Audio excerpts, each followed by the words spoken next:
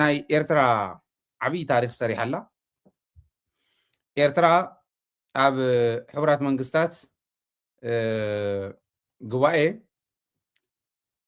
ምክትል ፕሬዚዳንት ኮይና ክትሰርሕ እያ ተመሪፃ ዘላ ምክትል ፕሬዚዳንት ኮይነን ክምረፃ ምስ ኤርትራ ኮይነን ክሰርሓ ዝተመረፃ ካልኦት እውን ኣለዋ ናይ ጠቅላላ ጉባኤ ምክትል ፕሬዚዳንት ኮይና ተመሪፃ እየ ዝብል ዘለኹ ናይ መበል 81 ጠቅላላ ጉባኤ ዝካየድ ናይ ሕቡራት መንግስታት ኣብዚዩ ብምክትል ፕሬዚዳንትነት ክትመርሕ ተመሪፃ ኢና ንብል ዘለና ፕሬዚዳንት ኮይኑ ክመርሕ ተመሪፁ ዘሎ ናይ ባንግላዴሽ ወፃኢ ጉዳይ ሚኒስትር እዩ ነቲ ዝቕፅል መበል 81 ናይ ዩናይትድ ኔሽን ጉባኤ ፕሬዚዳንት ኮይኑ ክመርሕ ዝተመረፀ ናይ ባንግላዴሽ ወፃኢ ጉዳይ ሚኒስትር እዩ ብምክትልነት ትመርሕ ኤርትራ ካልኦት እውን ብምክትልነት ክመርሓ ዝተመረፃ ግብፂ ፊንላንድ ኣፍጋኒስታን ሊባኖስ ፓራጓይ እና ዚምባብዌ እውን ኣለዋ እዚዩ ዓብይ ዲፕሎማስያዊ ዓወት እዩ ንኤርትራ ኤርትራ ተቆሊፍዋ ዲፕሎማሲኣ ተቆሊፍዋ ዝነበረት ይትረፍ ደብ ናይ ዓለም መድረክ ከምዚ ክትንቀሳቀስ ኣብቲ ናይቲ ከባቢ መድረክ እውን ክትንቀሳቀስ ዘይተፈቀደላ ዝነበረት ዓዲ እያ እቲ ከይዲ ትክክል ዶ ነይሩ ኣብቲ ግዜ ንስኹን ካብ ምግምጋም የድሊ ምክንያቱ ኤርትራን ኢትዮጵያን ኣብ ኢትዮጵያ ዝነበርናሉ ንሕና እውን ብሕልና ማለት እዩ ኣብኡ ዝነበርናሉ ነቱ ካብ ኤርትራ ዝመፅእ ዝነበረ ፅዕንቶ ተፅዕኖ ንምግጣም ዝተኸየደ ክያዶ ነይሩ ኤርትራ ዝኸፈለቶ ፖለቲካዊ ዲፕሎማስያዊ ዋጋ ኣሎ ተቁጠባ ናይ ባዕልካ ስለ ዝኾነ ዓርሰ ምርኮሳ ማንም ክእግዳ ይምኽኣለን ቁጠባ ኣብ ቁጠባ ክንዱእ ዝኣክል ፅዕንቶ ዝሕድር እዩ ነይሩ ዝብል እምነት የብለይን እንተነይሩ እውን ክፍታሕ ዝኽእል ከም ዝነበረ ይግምግም እየ ብናይ ባዕለይ ርድኢት ይኸድ ስለ ዘለኹ ብዝኾነ እቲ ሕዚ ወፂሓቶ ዝኒሃ ዲፕሎማስያዊ ዓወት ግን ዓብዪ እዩ ስለዚ መንግስቲ ኤርትራ ኣብዙ ድሕርታ ናይ ኢትዮጵያ ቁልፊ ኢትዮጵያ ቆሊፋታ ዝነበረት ናይ ዲፕሎማስያዊ ከይዲ እዚኣ ድሕሪ ምፍትሓ ኣብ ዓለም ኣብ ናይ ዓለም ዲፕሎማሲ ዝገብሮ ዘሎ ምንቅስቃስ ናይ ብሓቂ ተመክሮ ክውሰደሉ ዝግብኦ እዩ ዝብል እምነት ኣለኒ ብፍላይ ሕዚ ምክትል ፕሬዚዳንት ምዃን እሞ ከምዚ ድዩ ገለ ምስ በዓል ግብፂ እያ ተወዳዲራ ዘላ ምስ በዓል ፊንላንድ ዲፕሎማቲ ናይ ኤርትራ እንተዘይዕሪ ዩናይትድ ኔሽን ኣባላት ዩናይትድ ኔሽን ባይ ዘ ወይ ናይተን ዓበይቲ ሃገራት ድምፂ እውን ረኺባ ናብኡ መፅያ ዘላ ናይተን ዓበይቲ ሃገራት ድምፂ ረኺባ እያ ቅድሚ ኩለን ቅድሚተን ካልኦት ዝፀዋዕክዎን ልዕሊአን ድምፂ ረኺባ እያ ብምክትልነት ክትመርሖ ተባሂላ ተመሪፃ ዘላ እዚ ዓብዪ ነገር እዩ ኣበየላ ኢትዮጵያ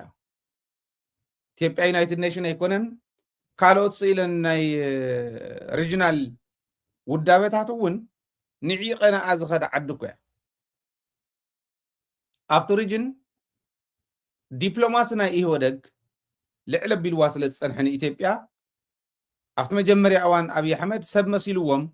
ንሱ ዝመደቦ ወርቅነህ ገበዮ ናይ ኢጋድ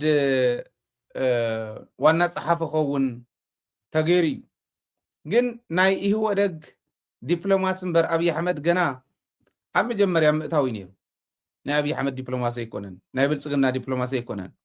ናይ ኢህወደግ ዲፕሎማሲ ልዕለ ኣቢልዎ ስለ ዝነበረ ኣትዩ ሕዚ ኣብ ናይ ኢጋድ ኣባል ማሕበራት ዝኾነ ሃገራት ንኢትዮጵያ ከመይ ከም ዝንዕቃዓ እንተትሪኡ ክንደየናይ ዝኣክል ውድቕቲ ምዃና ተዓዲ ክንደየናይ ዝኣክል ዕርያ ወዲቓ ከም ዘላ ብስሩሕ እዚ ከዓ ብፍላይ ዘርኢ እዩ ማለት እዩ ስለዚ ኤርትራ ናይተን ዓበይቲ ሃገራት እውን ድምፂ ረኺባ ብምክትልነት ክትኣቱ ከላ ምስቶም ዝተመረፁ 16 ሃገራት ካልኦት ሃገራትን ምስተን 5 ቆምቲ ናይ ፀጥታ ምክሪ ቤት ናይ ዩናይትድ ኔሽን ኣባላት ዝበሃላ ቻይና ፈረንሳይ ሩስያ ዩናይትድ ኪንግደምን ዩናይትድ ስቴትስን ምስዚአን ኮይና ዝቕፅል መበል 81 ጉባኤ ናይ ዩናይትድ ኔሽን ክትመርሕ ተመሪፃ ክንብል ከለና ዲፕሎማሲ ኤርትራ ኣብዚ ደረጃ እዚ በፂሕሎ ኢና ንብል ዘለና ዲፕሎማሲ ኤርትራ ኣብዚ ደረጃ እዚ በፂሕሎ ኢና ንብል ዘለና ማለት ስለዚ እዚ ጥራሕ ኣይኮነን እቲ ወታደራዊ ወፍሪ ክገብር እየ ኣብ ልዕሊ ኤርትራ ኢሉ ዝኸይድ ዝነበረ ሓይሊ ናይ ኣብዪ ኣሕመድ ኣፉ ንክሕዝ ገብሮ እዩ ኣፉ ንክሕዝ ይገብሮ እዩ ሕጂ የላን ከም ትርእይዎ እንተመፂኦምና ክንወቅዖም ኢና እንደ ሻማ እናቀልጣችኋለን እንተዘይኮይኑ ኤርትራ ተወፀለት በባሌም በበሌም ቀይ ባህር እናስመልሳለን ዝብል ድምፂ ትሰምዑ ኣለኹም ዲኹም ሕዚ የለን ቀሊል ስራሕ ኣይኮነን ሰሪሖም ኤርትራ ሓደ ሓደ ግዜ ስኢሉ ፀማም እዝኒ ዘለዎ ሰብ ነቲ ሓቂ ዘይክሰምዕ ይኽእል እዩ ኦረዲ ፈሊጡ ስለ ዝፀመመ ኤርትራ ኢትዮጵያ ንኸይትመፃ ኣብ ከባቢ ዘለዋ ኢትዮጵያ ክትበልዐን እትኽእል ብኢትዮጵያ ክብልዓ ዝኽእል ሃገራት ህዝብታት ናብ ሓደ ኣምፅያ ናብ ሓደ ክመፅእ ከሎ ሓደ ስለ ዝነበርና ኣይኮነን ፖለቲክሊ ብሱላት ስለ ዝኾኑ ጥራሕ እዩ ቁጠብኦም ኣይዕበዩን ዲፕሎማሲኦም ኣይዕበዩን ሰናይ ምሕዳር የለን ገለመለ ኢልካ ምዝራብ ይከኣል እዩ ከምኡ ዝብሉ ብዙሓት ስለ ዘለዉ እሱ ኣይኮነን ንዓይ ዘግድሰኒ መጀመርያ ስኒ ኤርትራውያን ቀዳምነት የግድሶም ተቃሊሶም ኣብ ውሽጢ ተቃሊሶም የስተኻኽልዎ ከምቲ ናይ ባዕልና ናይ ውሽጢ ክንቃለስ በል ንብል ትርኢና ዘለኹም ሕዚ እውን ክነቕርበልኩም ኢና ክልተ ዓበይቲ ጉዳያት ኣለውና ናይ ውሽጢ ጉዳይና ናብ ፀረ ዲሞክራሲ ፀረ ልምዓት ፀረ ዕቤት ፀረ ህዝቢ ዝኾነ መንገዲ ክኸድ ከሎ ንሕና ኢና ንቃለሱ ካሊእ መፁ ተቃሊሱ ከስተኻኽለልና ይንፅበን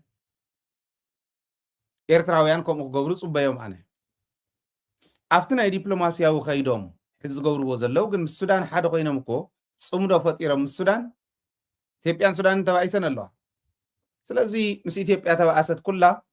ናብ ሓደ የምፁ ኣለዉ ብቕዓት እዩ ደቂስካ ኣይኮነን ኣባል ንሱ ኮንካ ኣለኻ ክንብላዕ ተፈሪዱና ስለ ዝነበረ ኢትዮጵያ ዓድና ስለ ዝበልና እያ ስለ ዝተራሕናላ ስለ ዘኽበርናያ ክትበልዓና ተዳልያ ስለ ዝነበረት ኣባል ናይቲ ፅምዶ ኮይኑ ይኸደሎ እቲ ህዝቢ ናይ ግድን እዩ ስለ ዘድልየና ክንህሉ ስለ ዘለና እዩ ንክንህሉ ፅምዶ ፈጢርና ክንቃለስ ክንክእል ኣለና ኤርትራ ዘምፃቶ እዚ ማለት ሻዕብያን ህወሓትን ቀደሞምስ ሓቢሮም እንዳኣሎም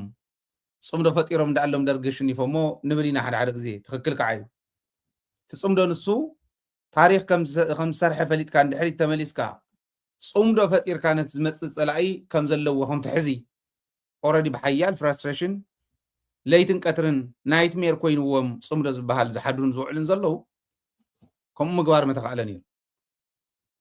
እዚ ክገብሩ ከለዉ ኣብቲ ከባቢ ክድነቑ ኣለዎም እቲ ሕዚ ዝብሎ ዘለኹ ኣባል መሪሕነት ናይ ዩናይትድ ኔሽን ኮይና ጉባኤ ክትመርሕ ምምራፃ ከዓ ዲፕሎማስያዊ ዓወት እዩ ንኤርትራ ክንብል ከለና እዚ እውን ክትመሃሩሉ እዩ ዝግባእ መራሕቲ ትግራይ ከመይ ገይሮም እዮም ወፂኦም ዝነበረ ዲፕሎማስያዊ ፀቕጢ ብዓለም ደረጃ ዝነበሮም አይዞሌሽን ከመይ ገይሮም ፈቲሖም ኣብዪ ኣሕመድ ዓንገረር እንዳበለ ንኤርትራ ለይትን ቀትርን ክመላለስ ብሰማይ እንዳመላለሰ ንኢሳያስ በልዓፍዎም እዩ ነይሩ ርግፅ ዋጋ ከፊሉና እዩ ዋጋ ከፊሎም ደቆም ከፊሎም እዮም ሳተሙ ኣብ ትግራይ እኮ ዝመኸኸ ኤርትራዊ ቀሊል ኣይኮነን ብቁፅሪ ባዕሎም ምስክርና እዮም ኣምኪኾሞ እዮም ሰራዊት ትግራይ ግን ዋጋ ከፊሎም ዋላ እንተኾነት ዝነበረ ዲፕሎማሲ ናይ ዲፕሎማሲ ቁልፊ ካብ ኣብዪ ኣሕመድ ሕዲጎም ተቐቢሎም ኣብዚ ደረጃ እዚ መብፅሖም ናይ ሓቂ ክድነቑ ዝግብኦም እዩ ስለዚ ዓብዪ ዓወት እዩ ኤርትራ ረኺባቶ ዘላ ሕዚ ዝብል እምነት ኣለኒ